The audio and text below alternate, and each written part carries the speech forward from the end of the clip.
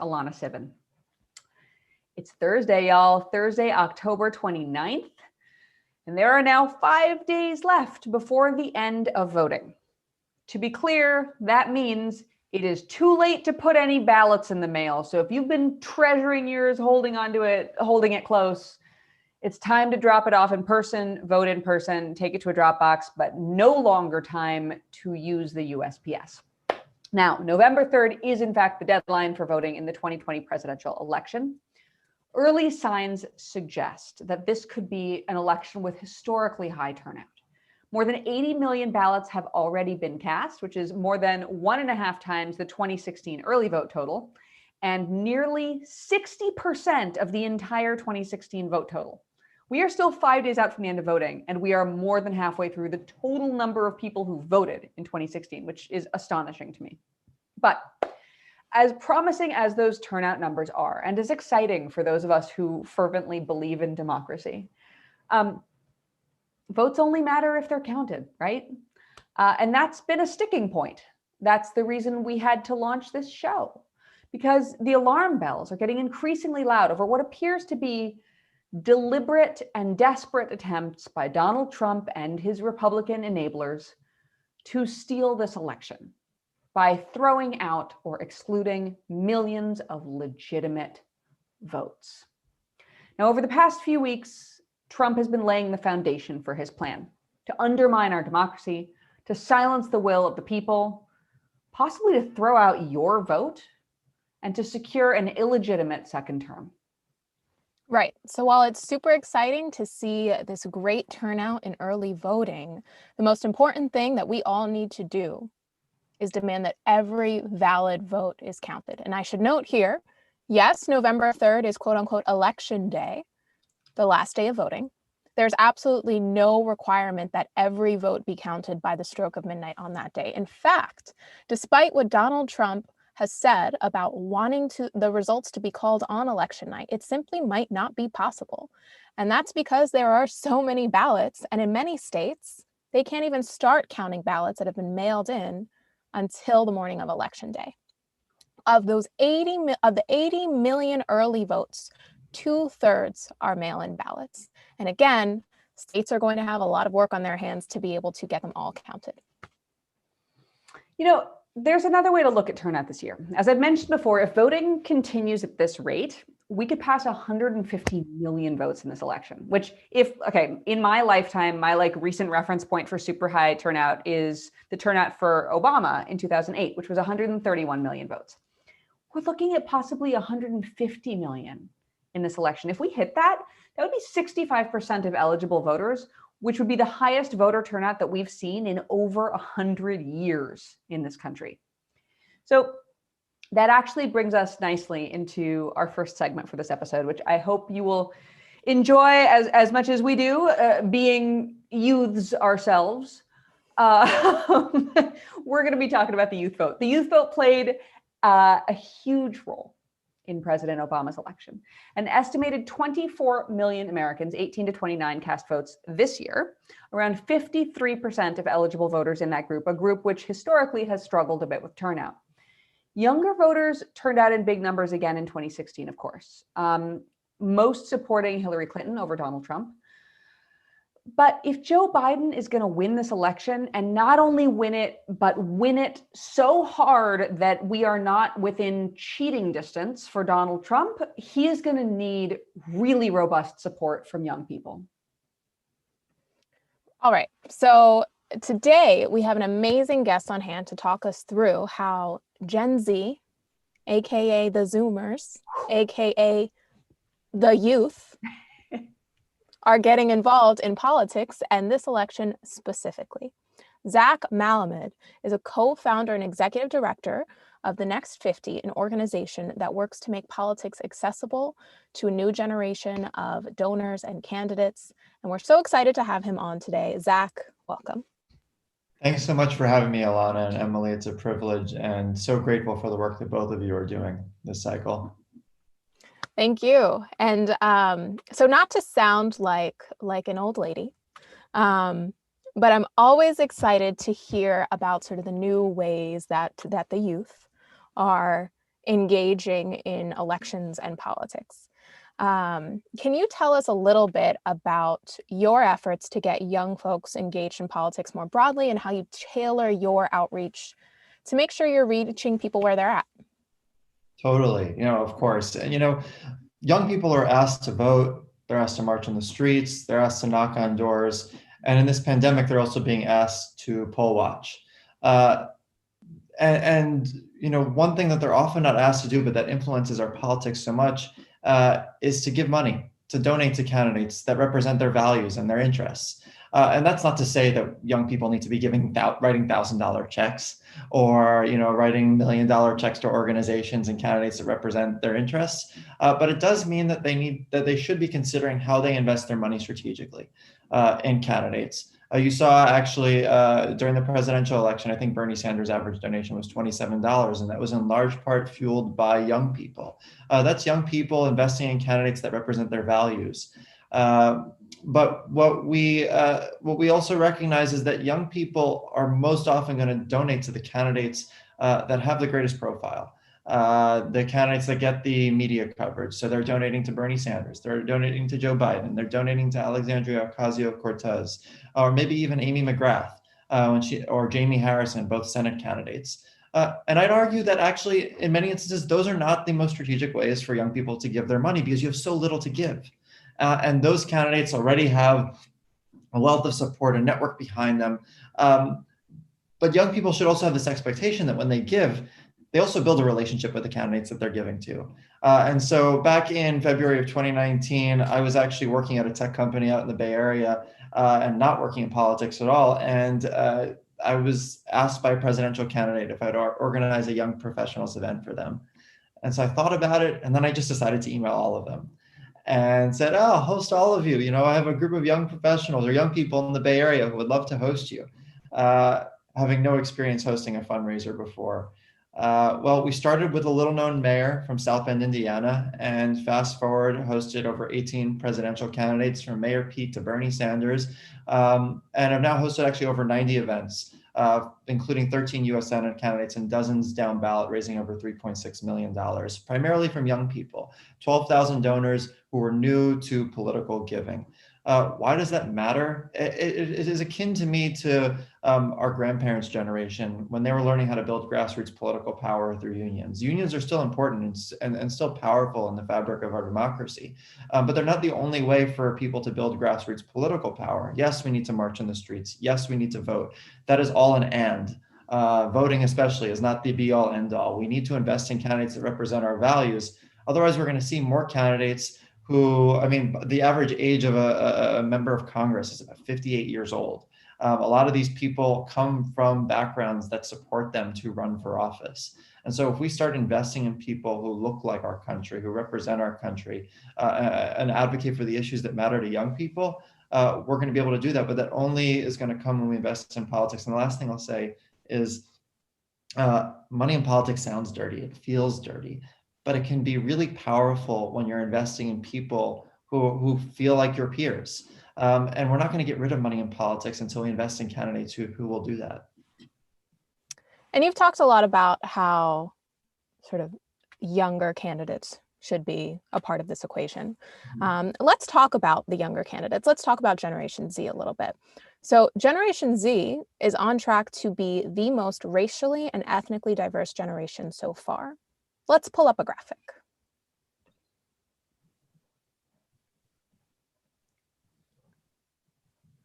So we see that 45% of Gen Z are expected to be non-white. So we're seeing 22% Latinx, 14% Black, and 4% Asian or Pacific Islander. How does this diversity factor into your engagement efforts, and how does it impact the political vision that young people want to see to candidates standing up for? Totally. So I referenced earlier how we were hosting these presidential candidates, and that's in large part because presidential candidates travel the country. We didn't just do this in one city. I was in San Francisco at the time. We did this in 5 cities. But perhaps one of the a positive outcome of the pandemic, so to speak, was the fact that we could start organizing over Zoom. I mean, that's what we're doing right now. And that started to connect us with candidates who we otherwise wouldn't meet. And I specifically remember meeting a candidate, Desiree Timms, who's running in Ohio's 10th congressional district, a district that Obama won twice, that Democratic Senator Sherrod Brown won in 2018. But when we hosted Desiree, she, as a young Black American, had only raised about $40,000 I should say only about $40,000 cash on hand for her campaign in a district that, as goes that district, so really goes the state of Ohio. And to me, that was astounding. That someone who is running in such a consequential district could not have the resources to run a competitive race. Well, in that single event that we organized with young people, I had this expectation that we weren't going to raise any money. Well, we raised over a quarter of her campaign's budget in that single event at that time. And then by the end of the quarter, she had raised more money than any challenger to the Republican incumbent. And if elected, she'd be the second youngest Black woman ever elected to Congress after Lauren Underwood, her good friend, who was elected in 2018. So to me, what that taught me was that there are a lot of extraordinary young people running for office who are not born into fundraising networks. And by the way, this is just emblematic of our generation that is struggling, in deep debt, and making it even harder for young people to run for office, but particularly people of color. And I think Andrew Yang actually articulated this fairly well when he was he was the last person of color on the presidential debate stage, I think in December. And he said, the average net worth of a Black family in America is 10% that of a white family. The average net worth of a Latino family in America is 12% that of a white family. And the truth of the matter is that you need to have a network with the resources to support you in running for office if you're going to run a successful campaign. Desiree said when she ran her campaign, when she started her campaign, she didn't know a single person who could write her a $5,000 check. That makes it really challenging to run a successful campaign for Congress. So we launched an endorsement program that supports young candidates primarily running in swing districts in swing states and or those that we want to turn blue. And so we've endorsed 15 candidates this cycle. All 15 are running in swing districts, 13 out of 15 are running in swing states, and 11 out of 15 are candidates of color. If elected, Desiree would be, as I said, the second youngest Black woman elected to Congress. Candace Valenzuela would be the first Afro-Latina elected to Congress. Samra Brook would be the first Black woman elected to the New York State Legislature from Western New York. And the list goes on. Cameron Webb would be the first voting Black doctor in Congress. So if we really want to see our communities represented, we need to support people who represent the extraordinary diversity of our country. Do you want to share a URL for that list you have? Just wondering if people did want to do a deep dive.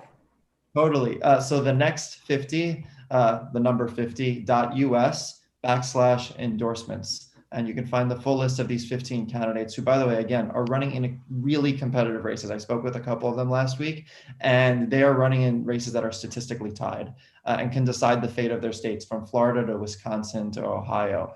And so right now, money matters, but I'd also say volunteering matters. And so you can also find ways to volunteer with these candidates to help them get out the vote.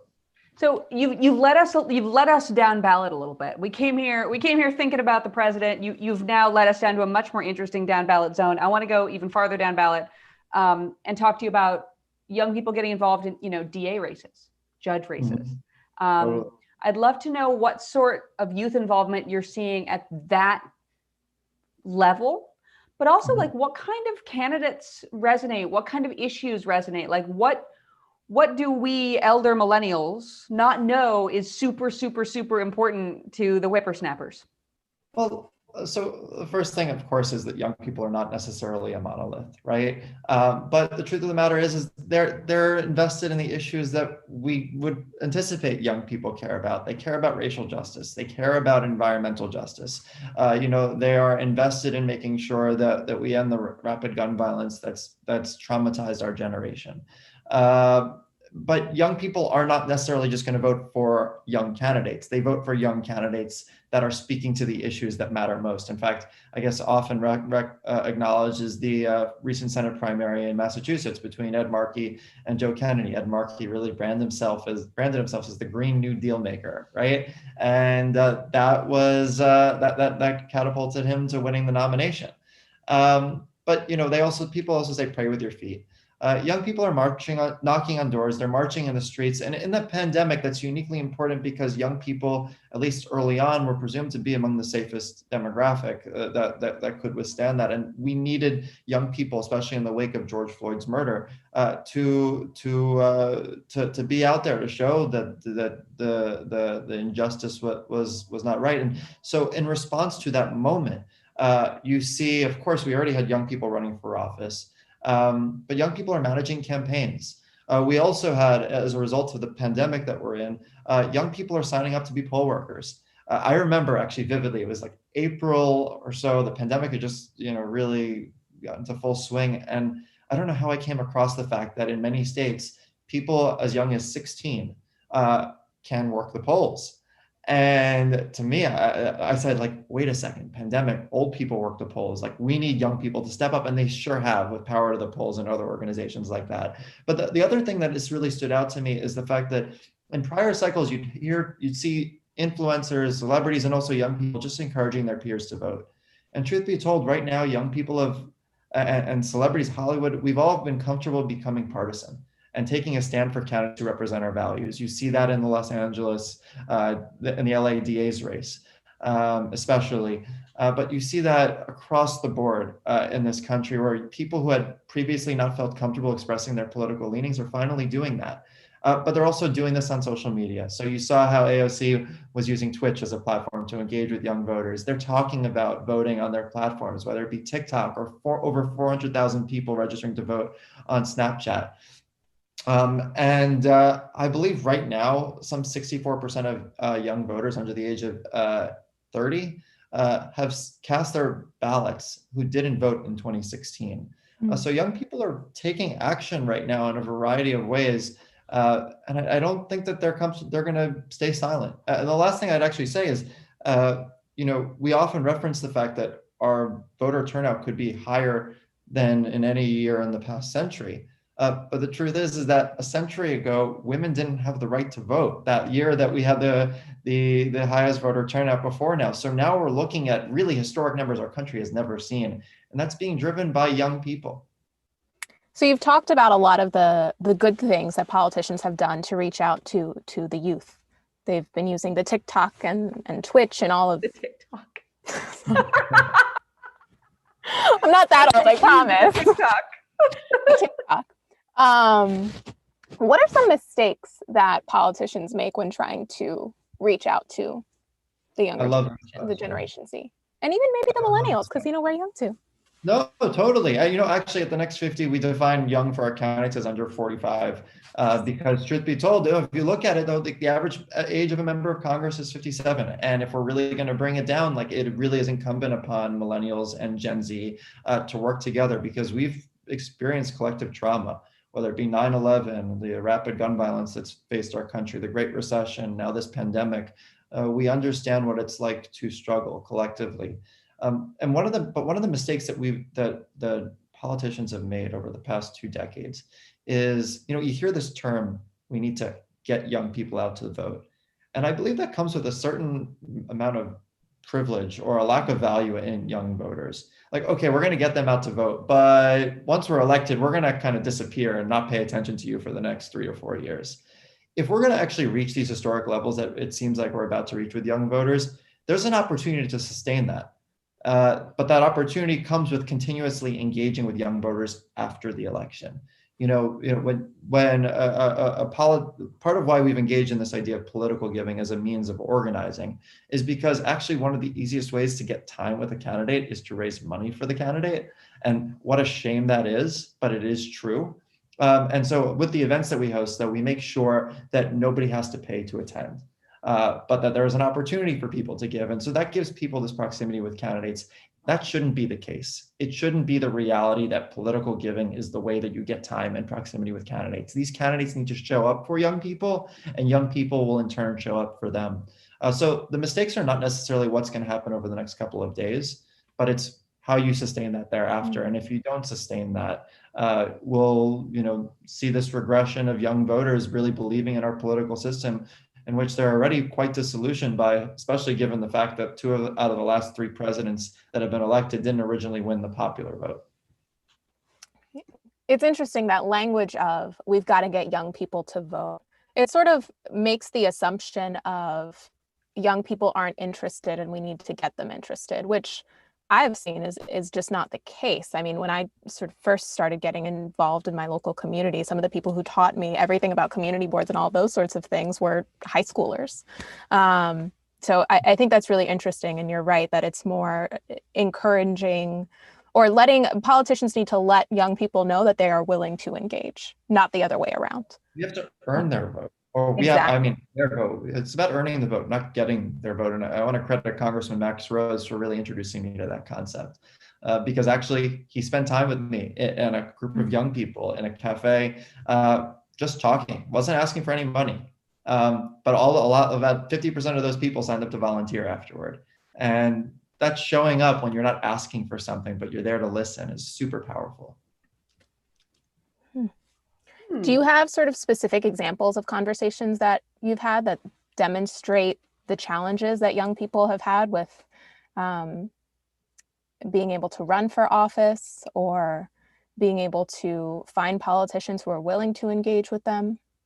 Oh, I mean, absolutely. I think the Desiree Timms example is pretty profound. I mean, the fact that she wasn't born into a fundraising network, and she talked about how she, couldn't find one person who can donate $5,000 to run. I actually have friends who say to me, "So I'm really interested in running for office, but you have to have a lot of money to do that, right?"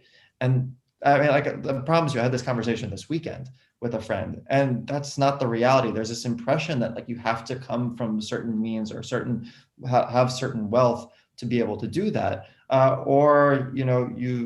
truth of the matter is you also need a job. This is the truth. This is the reality, not a misconception. You need to have a job that gives you flexibility.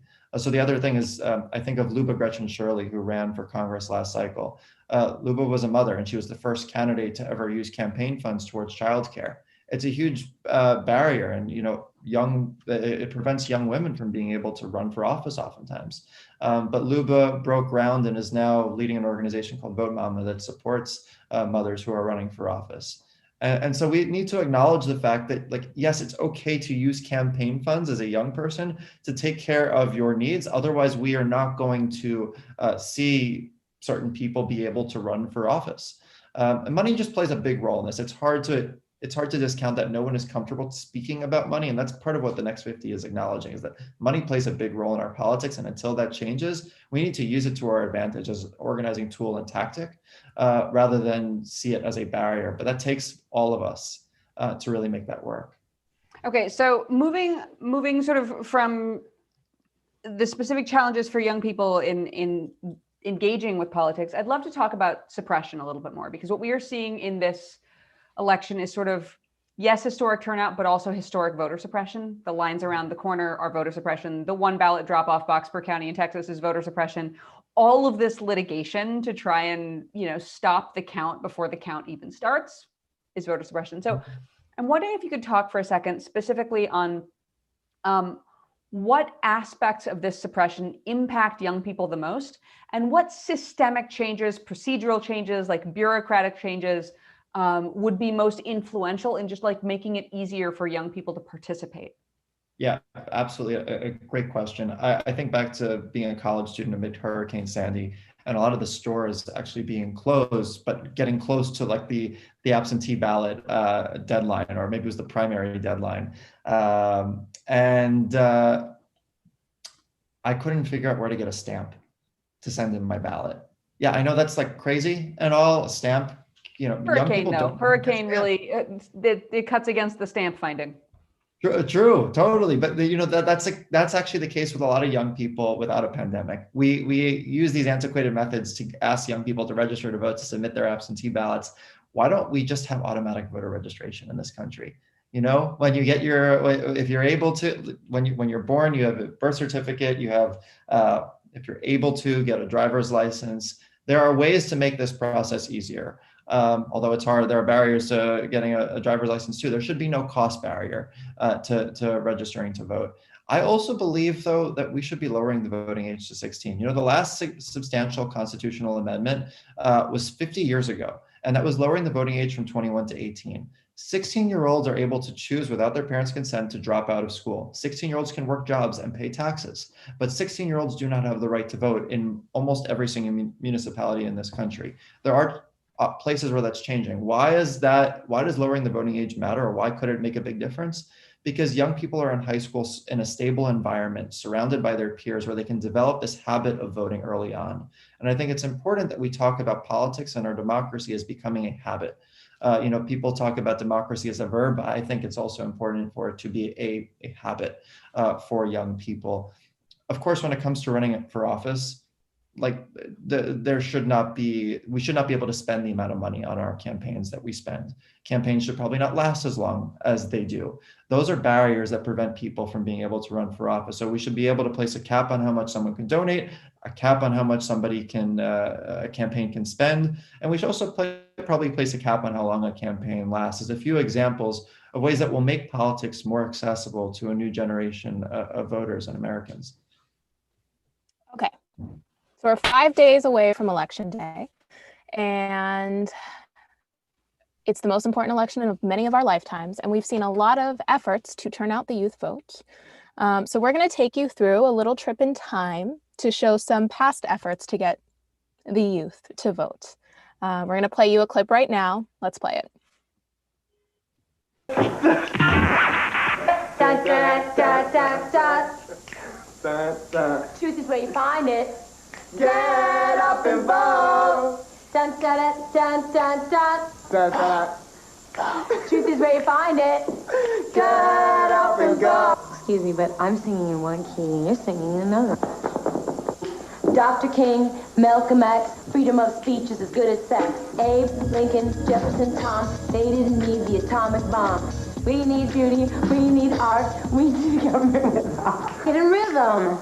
Don't give up your freedom of speech. Power to the people is in our reach. Don't just sit there, let's get to it. Speak your mind, there's nothing to it. Vote! And if you don't vote, you're gonna get a spanking. Cut. So no offense to Madonna, but I'm sure you're doing a much better job of getting out the youth vote than she did. So not to put you on the spot, but do you believe that the youth will save us? Are they going to save us from Donald Trump and another 4 years of that? Well, first of all, I think the young people know what's at stake. And I don't think that, Kim Kardashian posting about how she rented out a private island for her friends for her birthday, and then the next day turning around and telling young people to vote is really going to change the landscape of voter turnout. Because young people understand that celebrities are living a different reality, and they themselves understand truly what's at stake. Young people don't have jobs. Young people are experiencing their communities being ravaged by climate change. Young people understand that we have a broken immigration system and a broken healthcare system. And so, yes, young people understand that they should vote, and they're going to do everything in their power to make sure that the circumstances change for the better. But it's incumbent upon all of us to make sure that young people remain engaged and do not become disillusioned by the system. Actually, if we look between 2008 and 2014, conservatives spent 3 times as much, or 500 million more, in their young people than liberals did. And we saw the consequence of that in the fact that between 2008 and 2018 being the end of this, the Republican share of young voters went up from election to election. Yes, in 2016, Donald Trump had more Republican voters by a share of overall voters than Mitt Romney did in 2012. And so that comes when we don't invest in young people. And so I say to people, I'm as worried about November 4th as I am about November 3rd, because winning an election doesn't solve all of our problems. We need to continue that investment. Young people will be invested in the system as much as we're invested in them. And I think that the thing that's important to note is that when young people are invested, they will become our most loyal supporters, our most loyal workers, advocates, and we need that loyalty. We need that commitment. And I believe that if we sustain this after this election, we're looking at perhaps the most engaged, civically engaged, politically engaged generation our country's ever seen. Well, Zach, that's a beautiful note to close on. Thank you so much for that. Thank you so much for joining us. 5 more days to bring it home. We wish you the best of luck, and we look forward to hopefully following up with you after this is all over. Definitely. Thanks to both of you for having me, and keep up the good work to everyone listening. 5 days. Alana, okay, here's my thing on this. This is what I can't stop thinking about. This is a numbers game. And forgive me if anything I'm about to say sounds harsh. But if you are investing in 70-year-old voters, you are not investing in many voting years of those voters. Like, I don't understand why our parties, our politicians, with the notable exception of like the Squad and like Ed Markey, who's like Squad adjacent, like others who have done a really, really good job engaging with young people, going on Twitch, playing games, which my husband, by the way, like avidly watched AOC's Twitch games. But how does one use, is Twitch, like, do you go on a website? How does this work? Is it an app? It's like you can watch people play games. You can see their screens. She played a game where she had to like lie a lot, and she's a really bad liar. So it was very enjoyable to watch. I would recommend that anyone go back and watch AOC trying to lie and just like giggling like a child. But anyway, back to the matter at hand, which is, why are we looking, I think so much of the time, our party leaders prioritize older voters because they are more reliable. They turn out to vote. They volunteer. They are, like, my mother-in-law was like the #1 volunteer for Joe Biden in Florida. She's there for everything. But when you look at, I don't think we should be looking at reliability of voters. I think we should be looking at voting years available to us, which is why you should be talking to 16-year-olds, 17-year-olds, 18-year-olds, who also like have the most to lose from all of these decisions. Like, forgive me, if our leaders destroy the climate, like, my parents will not suffer from it. I will suffer some from it. It's my daughter who's like really, really, really in trouble. Young voters have the most to lose from our social policy, from our tax policy, healthcare policy, education. Like, it's all stuff that impacts pretty much exclusively them. And they have the most years when they're going to be ideally impacting this, having a say in it, voting, paying taxes. So it is ludicrous to me that anyone would spend more time thinking about other voters just because they currently turn out more. We should be thinking about the next 3 decades, not the next election. Mm-hmm. And it's interesting because I know in sort of the political campaigning world, that older voters are often called prime voters or triple prime voters, and they're sort of categorized as like the ones mortgage. Who, the what? Like right, exactly. Like it's a mortgage, right? And they're sort of reached out to, and and candidates are often told, like, those are the ones you want to reach out to. Those are the ones who you have to prioritize. And I remember once actually hearing AOC speak and talk about how she was given that advice when she first ran. And people were telling her, don't even bother with ones who haven't voted before or who aren't the triple prime voters, because like those are the phone calls worth making. And she specifically said, thank you for your advice, person who's been doing this for years, but I'm going to do things a different way. And she sort of revolutionized what it looked like to run for office in a way that actually engages the people who have the most to suffer from bad elected officials. And she's kept up that engagement, which is super impressive. And so I think you're absolutely right that there's no reason to prioritize older voters over younger voters. All voters are important for sure. And especially, I've come across so many older voters who have done so much for our democracy, people like your mom who are going out there and doing all of the things. And that's really important. But at the same time, you can't ignore the people who have the most at stake in these elections for years and years to come. Yeah, I think when I reflect on it, like, I so often hear from older people that they're frustrated with young people not being more engaged and like, or being really engaged and like active and vocal and then not actually following through at the ballot box, which is a really big issue. But to me, it just comes down to, it is not the voter's job to show up. It is the job of the leader to earn the vote and to excite the people and to offer them things that are engaging. And I think, there are politicians. Ed Markey is actually a great example of this, of someone who like very clearly explained to young people why they should care about him. Leaders who take that on do it really well, and it yields dividends for them politically. I think it's just such a trap to fall into saying like, well, they don't turn out and there's nothing I can do to make them turn out. There totally is. There are lots of things you can do to make them turn out. You just have to think about it, be deliberate. Well, enough talking about these bright futures of all the children. Or destroyed futures. I don't know, like, one of the two.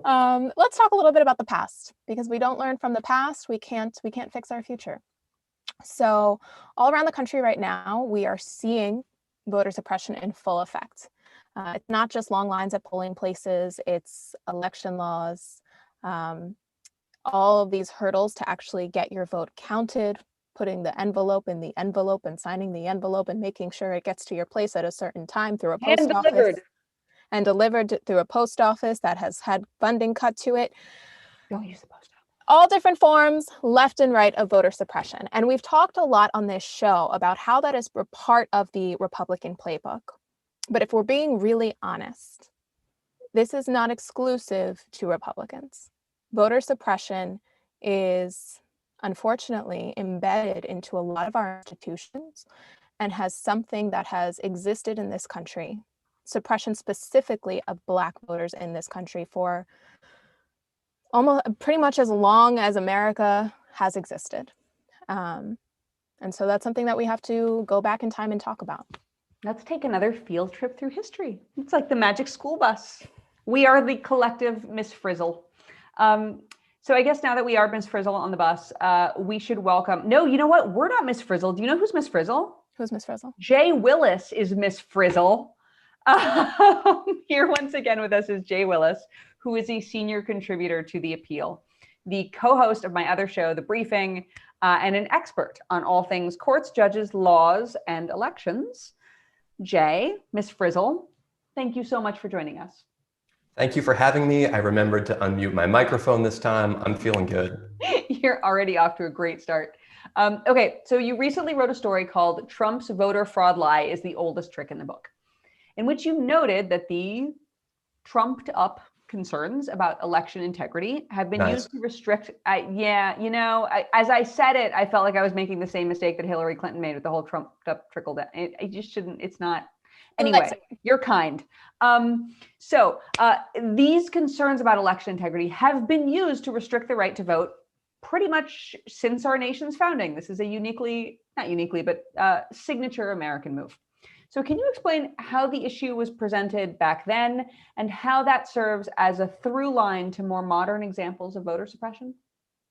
Yeah, so voter suppression often gets discussed in the media and pop culture as a problem of relatively recent vintage. It takes place over the last couple decades, and it favors Republicans over Democrats.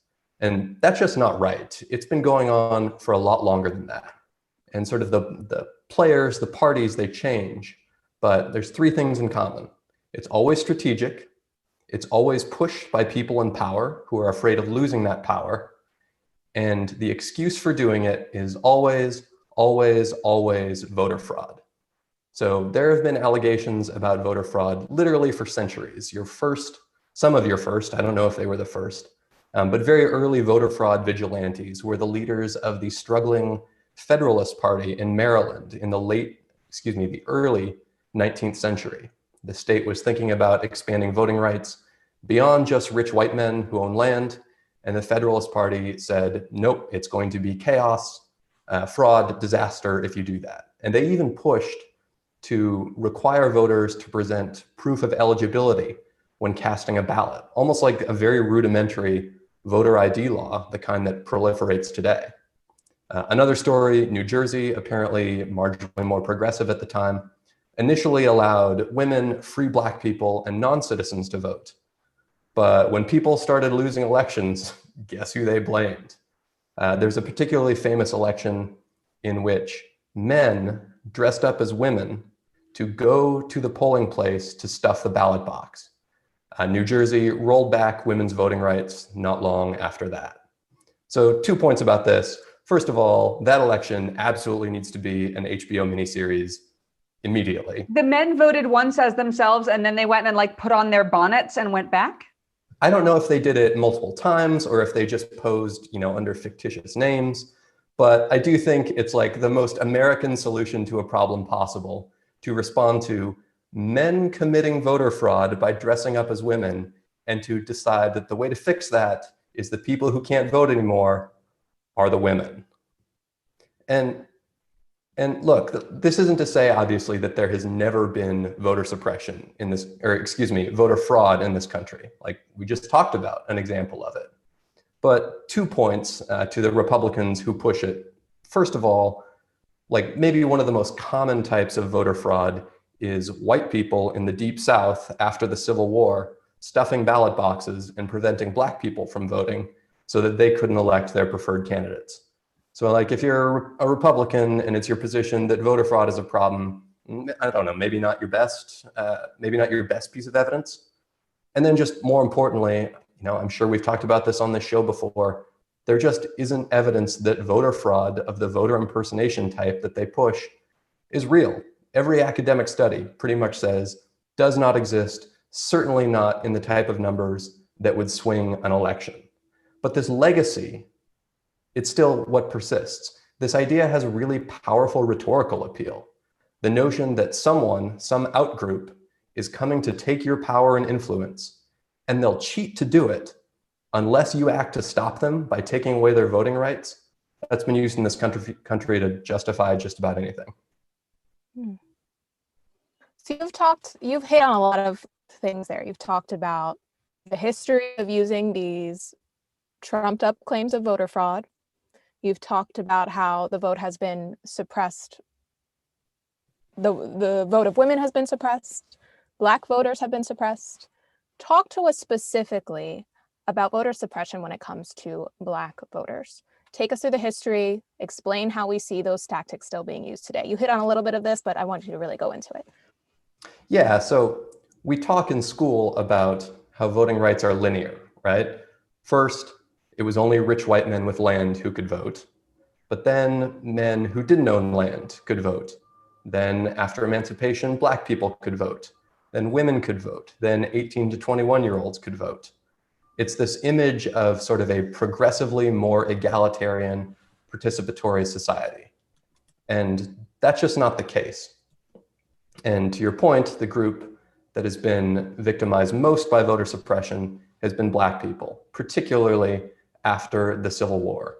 And when I say particularly, I mean, that's just when it was at its most blatant and its most egregious. So like the question of what's the history of the voter suppression of Black people is kind of a, how many days do you have to listen to me talk, right? But just like a couple of examples, the poll tax. If you can't pay it, you can't vote. In many states, a poll tax was actually cumulative too. So if you had spent a number of years not voting, you could potentially owe hundreds of dollars in today's dollars if you wanted to cast a ballot.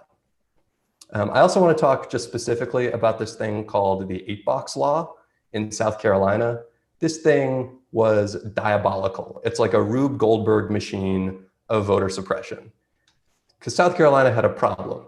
They wanted to not let Black people vote, but they also had to find a way to make sure the federal government didn't get mad at them. So they cooked up this system where everybody had, instead of one ballot, you had 8 different ballots, one for each office that you were voting for. So governor, senator, sheriff, and so on. You had to go into the voting booth and fill out each ballot and then put it in a separate box for that election. If you screwed up, your vote didn't count. So just like walk through it a little bit. This isn't a literacy test, but it's basically a literacy test, because if you don't know what box to put your ballot in, you're out of luck. Now, the South Carolina legislature anticipated that there would be, objections to this scheme that obviously affected poor and Black people disproportionately. So they said, well, part of this law is that poll workers had to read the labels upon request for anybody who asked for help. Again, how is this going to work in practice? Who's working the polls? White people. So if an illiterate white person asks for help, you give them the right answer. If an illiterate Black person asks for help, maybe you tell them the senator ballot goes in the governor's box. This was tremendously effective at disenfranchising Black people in the state. About 58,000 voted in 1880. 8 years later, it was just under 14,000. Voter registration, let's talk about that. We think of that as a sort of a paperwork part of voting, right? But voter registration laws absolutely have a history of being used to disenfranchise Black people. Extremely laborious, complicated, rigid. You have to register at this office on this day. Maybe the days during planting or harvest season, and you can't get there. Sometimes you would have to re-register at arbitrary intervals. And if your paperwork lapsed, too bad. Sometimes you actually had to register with the sheriff, which, like, after the Civil War in the Deep South, if you're Black, I'll give you one guess where that voter registration went: straight into the garbage. And then we've also seen in the news a lot recently, disenfranchisement of people convicted of felonies, right? This is also a system with a racist history. The people who passed these laws would pick these really loosely defined crimes that were easy for all white juries to pin on Black people. The author of Alabama's disenfranchisement law, he said, well, if we add wife beating to the list, that will disqualify, and I'm quoting here, 60% of Negroes. Studies found that states with larger non-white prison populations were the likeliest ones to pass laws that rob formerly incarcerated people of their right to vote. Imagine that. It's interesting because it's funny. Like, I feel like so often in this conversation, there's the implication that voter suppression happens to impact Black people more, or, you know, this all happened to have in a period following the enfranchisement of Black people, following emancipation and then enfranchisement. And it's not like we have to sort of eliminate the coincidence from the conversation, because this is very deliberate, constructed, creative, thoughtfully planned, racially targeted voter suppression. Yeah, I think it's important to remember that, you know, voter suppression, what is it really? It's a form of rolling back people's voting rights. It's just happening informally. And that's really how we should think of it. It's taking away people's ability to meaningfully participate in democracy. Remember I said earlier, voting rights sort of expand and contract, depend on the needs of the people in power. We're in a contraction period right now. When we say voter suppression, what we mean is that Republicans are working to take away voting rights of non-white and working class people motivated by shifting Democrats that would render Republicans irrelevant. As bad as voter suppression is, it's actually a euphemism for something that's a lot worse. You know, there was a really interesting report out of the Brennan Center that talked specifically about voter suppression for people who are convicted of felonies in New York. And it went back and found old copies of the transcript, basically, and maybe that wasn't the word that it was called at the time, but when the Constitution was formulated to prevent people who are convicted of felonies from voting. And in that report, it even talks about in that transcript, there's actual language where one of the crafters of that portion of the law basically says the reason that they're doing this is because the majority of the prison population at the time was Black. So you're right, these laws are very intentional. And so something that's sort of a tangent, but I'll bring it back. Can you explain specifically how these sorts of suppression tactics have shifted throughout time, throughout the history that we've been talking about, to today, and how we see remnants of those sorts of efforts today that have been written on their face to look neutral? Absolutely. So over time, some of these infamous overt methods of voter suppression were rolled back by legislation. The Voting Rights Act of 1965 either explicitly or effectively got rid of poll taxes and of literacy tests. But we see this shift to sort of a common set of features of methods of voter suppression. They're facially neutral, but they obviously affect members of some groups more than others. They are easiest to deal with for people with money, time, and power. They're easiest for well-educated people who have flexible schedules and disposable income. And just for good measure, they interpose government and especially law enforcement in the process. We talked about the 8-box law earlier, right? This diabolical method, clever method of disenfranchising Black people. I don't think it's that much of a stretch to connect that to Byzantine voter registration requirements today that impose deadlines weeks or months in advance before an election, where if you don't make that deadline, you can't vote, where you get your ballot flagged if there's a misplaced apostrophe or hyphen in your name. Modern voter roll purges, the way they work is the Secretary of State will send a mailer to your house and say, do you still live here? And if you don't answer it, you get flagged for purging.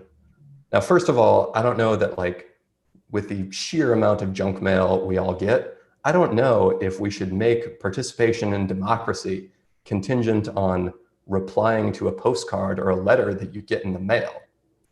But just more fundamentally, I don't think it's that much of a stretch to connect that to these arbitrary re-registration requirements in the Deep South that were specifically designed to disenfranchise Black people.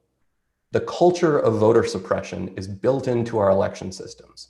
It's part of its infrastructure. We take it for granted. If you think about voter registration, 21 states in DC allow for same-day registration, which if you do some quick math, that means 29 don't. Why? Clearly this isn't a preparation thing. You don't need it in advance in order to hold an election. A bunch of states have already figured out ways to do it. Why should you have to fill out a bunch of paperwork in advance in order to vote? Why is this so essential to participating in democracy? The answer is it's not. It's a direct descendant of attempts to thin out the electorate by people in power. You can envision a world in which we have a system that values voting, that makes it as easy as possible for people to vote. We just don't have that here. So turning to, you say we don't have it here, and absolutely. But the thing that I love about the issue of expanding the franchise is that it is so hard for opponents without the voter fraud fallacy. It's so hard for anyone to argue against. Frankly, you sound like a jerk if you are overtly trying to remove people's right to participate in democracy in a nation that is ostensibly a representative democracy. It is, it's patriotic. You get to wrap yourself in the flag and talk about, expanding people's voice. It's a really nice area for Democrats to try and expand the franchise. And we've seen a lot of this push and pull throughout history, right? And it's confusing sometimes to use Democrats and Republicans because of how those parties switched in their ideology. But we've seen a lot of, decades of conservatives trying to restrict the franchise and keep people away from the ballot box, and Democrats trying to increase the number of people who are able to access the ballot box. My question, though, is, given what we're seeing now, I don't know if you saw, Jay, we did a show where I filmed my incredibly easy voting experience to try to remind people that what normal looks like should be fast, easy, safe, accessible voting. You're right that we are internalizing a lot of conservative tactics to suppress people's vote. And I'm wondering if you feel that Democrats need to get more aggressive or proactive when it comes to voting rights, or, the beautiful thing that is a pro-democracy agenda. And if so, how could they do that? What are some cool things that they could be doing better? First, to answer your question, yes, they should. Also, history is a little bit instructive here. They've tried.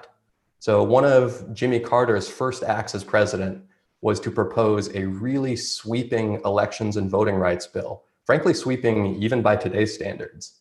Among other things, it would have instituted a nationwide system of same-day voter registration. And it at first received support from Republicans. It had Republican co-sponsors in Washington. But the ascendant right-wing Republican movement at the time pretty much lost its mind. So you had right-wing think tanks churning out speeches and talking points, making completely unsubstantiated allegations about how it would lead to voter fraud.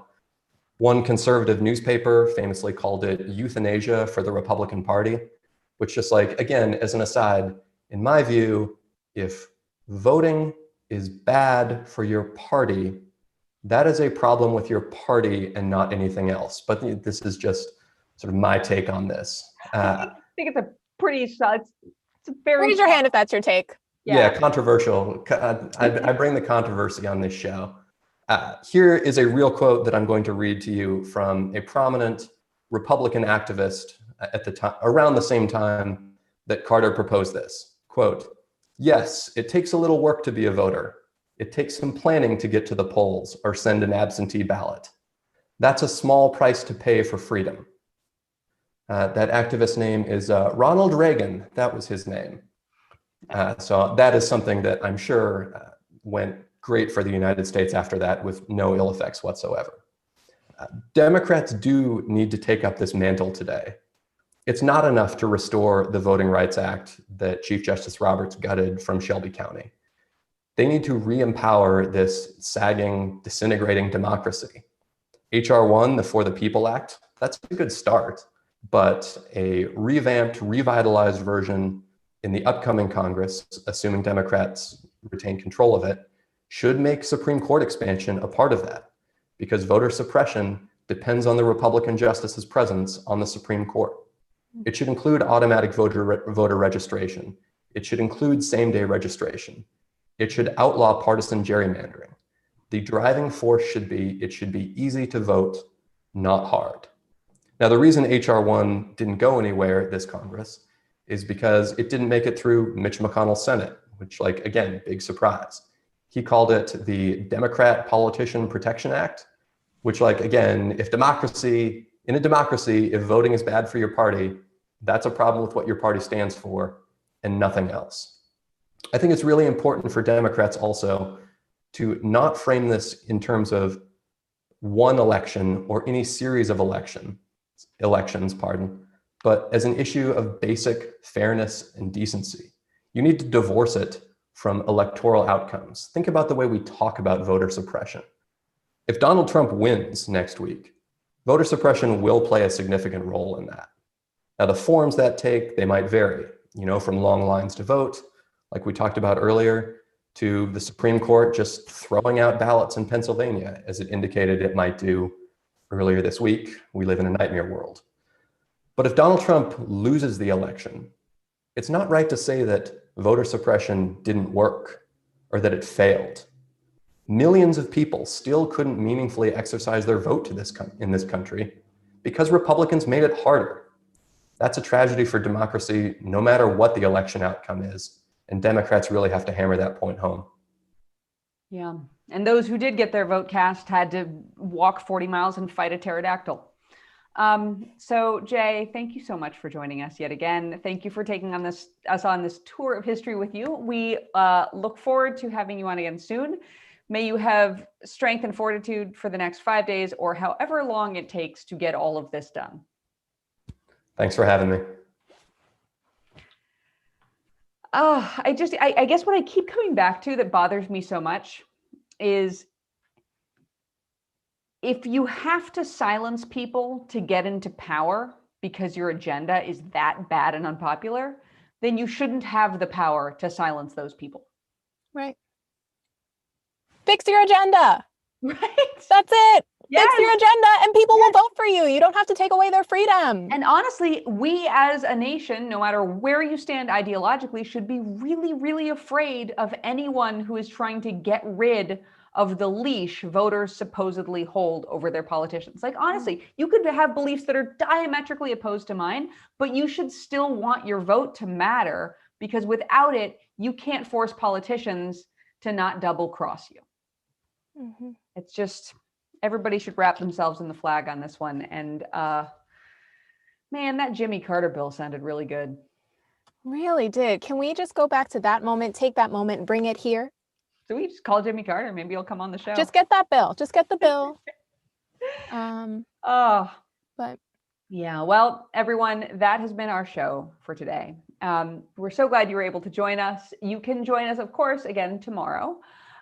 We are going to be back here at 4 o'clock talking yet again about the remaining days of the vote. And we're going to be having another great double billing tomorrow. 2 guests coming on. We have election nightmare scenarios with Franita Tolson, a vice dean and law professor at the University of Southern California Gould School of Law.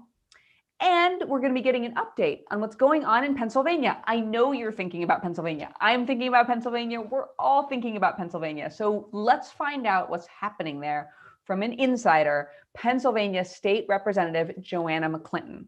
All that is happening right back here tomorrow, 4 o'clock Eastern on The Count. I'm Emily Galvan Almanza. This is Alana Sivan, and we will see you tomorrow.